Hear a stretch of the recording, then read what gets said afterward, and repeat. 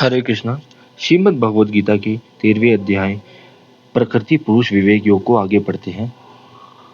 अपनी भौतिक अस्थायी निवास के दौरान परमात्मा जीवात्मा के साथ होते हैं और देखते हैं कि वह कब अपना शीश भगवान की ओर घुमाएगा। परमात्मा भटकती जीवात्मा की दिशा निर्देश करते हैं और जब कोई सत्य को जानने की इच्छा करता है तब परमात्मा उस जीव के सामने आध्यात्मिक गुरु के रूप में प्रकट होते हैं, जो उसे श्रीमद् भगवद गीता का ज्ञान यथारूप देते हैं और इस प्रकार जीवात्मा जन्म और मृत्यु के इस भवसागर को पार कर लेता है। अपने कर्म के अनुसार जीवात्मा पूरे ब्रह्मांड में भटक रहे हैं। कुछ जीवात्मा जो सबसे भाग्यशाली होते हैं उन्हें गुरु और कृष्ण की प्राप्ति होती है और ऐसी कृपा से उन्हें भक्ति के लता का बीज प्राप्त होता है। हे भरतवंश के श्रेष्ठ, यह जानो कि जो कुछ चर और अचर विद्यमान है वह क्षेत्र और क्षेत्र के ज्ञाता के संयोजन से ही प्रकट होता है। कोई वास्तव में तब देखता है जब वह परमेश्वर को सभी स्थित देखता है और इस बात की अनुभूति करता है कि ना तो परमात्मा ना व्यक्तिगत चेतना नश्वर है।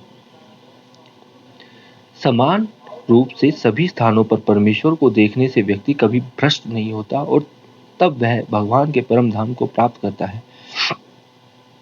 जो यह अनुभूति प्राप्त करता है कि सभी गतिविधियां भौतिक प्रकृति द्वारा ही कार्यान्वित होते हैं, वही समझता है कि वह कर्ता नहीं है। जब व्यक्ति वस्तुतः देखने लगता है तब वह अपने स्वयं का शरीर के साथ पहचान करना छोड़ देता है।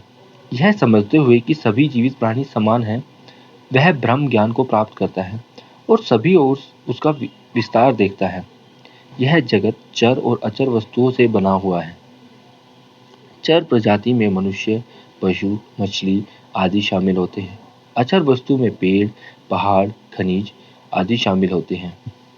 श्री कृष्ण कहते हैं कि ये सभी चर और अचर वस्तुएं भौतिक प्रकृति और जीव प्राणियों का एक संयोजन है। जिसकी दृष्टि गहरी होती है वह देखता है कि परमात्मा सभी चीजों के नियंत्रक है और सभी प्राणियों के हृदय में स्थित है, प्रत्येक कण में एवं प्रत्येक कणों के बीच स्थित है। ऐसा दृष्टा एक वास्तविक ज्ञाता होता है और उसे यह ज्ञान रहते हैं कि आत्मा और परमात्मा दोनों ही शाश्वत एवं अविनाशी है। सत्य दृष्टा भौतिक प्रकृति के प्रभावों से कभी अपमानित नहीं होती। वह धीरे धीरे पूर्णता की तरफ अग्रसर होता है और श्री कृष्ण के परम धाम को प्राप्त करता है।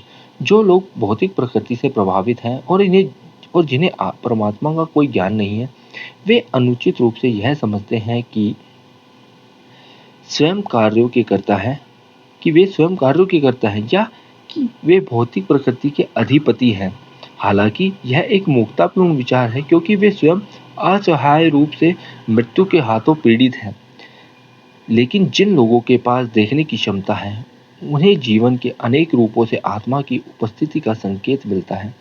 कहने का तात्पर्य यह है कि ऐसा कहना गलत है कि केवल मनुष्य ही सचेत है या केवल मानव चेतना ही शाश्वत है, किंतु वे सभी चीजें जो जन्म, वृद्धि, पालन, प्रजनन, क्षय और मृत्यु की स्थिति प्रकट करते हैं, मनुष्य जन्म में हो या निम्न या पशु जन्म में हो, सभी शाश्वत जीव हैं जो भौतिक दुनिया में देहांतरण कर रहे हैं। इस प्रकार जो स्नेहशील, दयालु और करुणामय है, उन्हें जीवन के सभी रूपों के साथ ऐसा होना चाहिए।